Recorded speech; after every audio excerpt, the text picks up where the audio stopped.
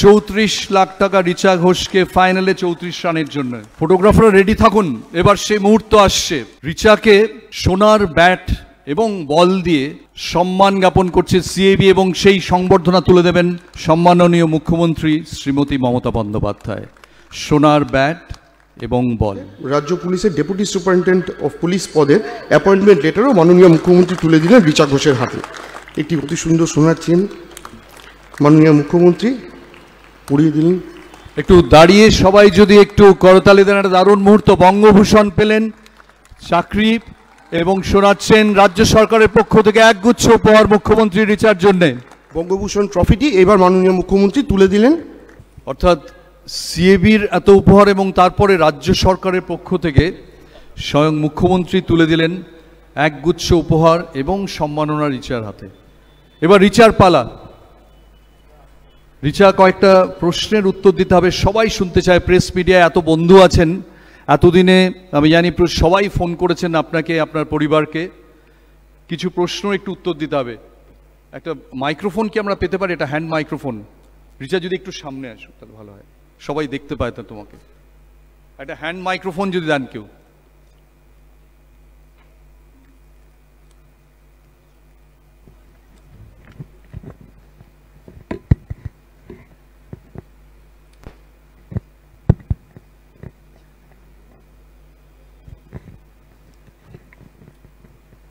Last minute briefing by the mentor Jhulan Goswami. Richa, এই যে তোমাকে ঘিরে এত কিছু ঘটছে, কালকে শিলিগুড়িতে ওপেন জিপ রাইড, এখানে স্বয়ং মুখ্যমন্ত্রী বসে আছেন, সম্মান জানাচ্ছেন, এত সব মানুষ, বিশিষ্ট মানুষ, সৌরভ গঙ্গোপাধ্যায়, ঝুলন গোস্বামী, এই চারপাশে যা ঘটছে গত 7 দিন ধরে, কি মনে হচ্ছে?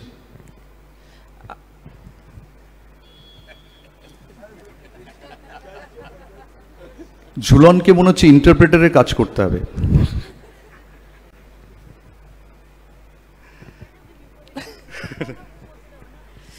প্রথমে বলি মাননীয় মুখ্যমন্ত্রীকে আমার তরফ থেকে ধন্যবাদ, সৌরভ স্যারকে থ্যাংক ইউ স্যার, জুলদি অ্যান্ড অফিস বেরিয়ে অ্যান্ড যারা যারা আছেন থ্যাংক ইউ সো মাচ। এবার বলো প্রশ্ন। প্রশ্নটা হচ্ছে যে কিরম লাগছে, স্বপ্নের মতো মনে হচ্ছে? অবভিয়াসলি এটা সবার স্বপ্ন থাকে, যখন এটা আমার জন্য অনেকটা স্বপ্নের মতনই। যেভাবে শিলিগুড়িতে আমাকে ওয়েলকাম করেছে আর এখানে যেভাবে সবাই আমাকে ওয়েলকাম করেছে, তো খুব ভালো লাগছে, আর স্বপ্নের মতনই এটা লাগছে।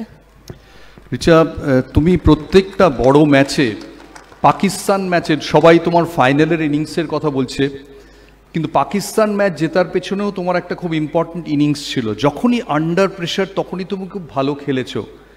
এর জন্য কিভাবে তুমি নিজেকে তৈরি করো? এর জন্য আমি সবসময় যখনই আমি নেটসে ব্যাটিং করি বা ওপেন নেটস করি, ওখানে আমি সবসময়